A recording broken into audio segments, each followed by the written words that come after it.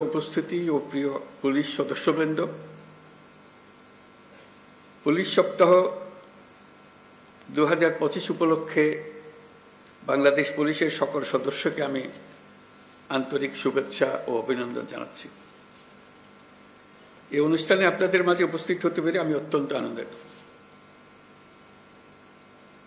71 সালে মহান মুক্তিযুদ্ধের প্রাক্কালে 25শে মার্চ কালো রাতে রাজারবাগ পুলিশ লাইন্সে বাঙালি পুলিশ সদস্যরা সর্বপ্রথম সশস্ত্র প্রতিরোধ গড়ে তোলেন। এই ইতিহাস ভোলার নয়। বাংলাদেশ পুলিশ বাহিনীর গৌরবময় ইতিহাসে এটা মহাগৌরবের অধ্যায়।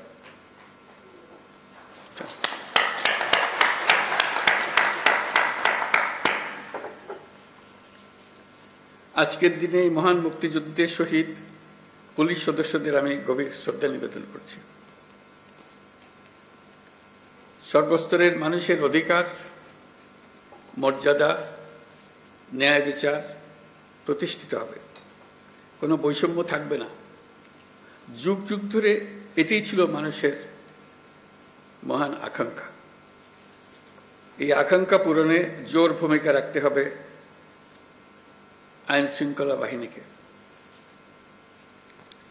স্বৈরাচারী শাসনামলের 15 বছরে দেশের পুলিশ বাহিনীকে দলীয় বাহিনীতে পরিণত করায়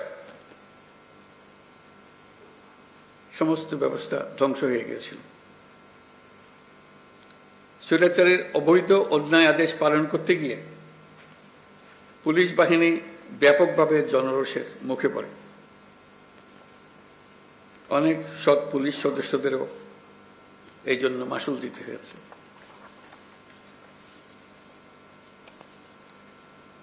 প্রিয় পুলিশ সদস্যগণ,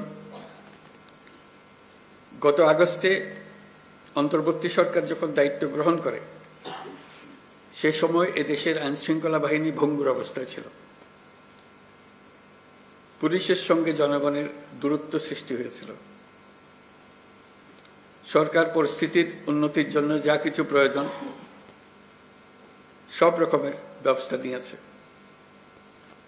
সড়ক মহাসড়কে বিশৃঙ্খলা ও জনদুর্ভোগ নিরসন, বিশেষ অভিযান পরিচালনা, অংশীজনের সাথে পুলিশের আন্তঃযোগাযোগ জোরদার করা, পুলিশ সদস্যদের মনোবল বৃদ্ধিতে প্রয়োজনীয় প্রণোদনামূলক ব্যবস্থা নেওয়া হয়েছে।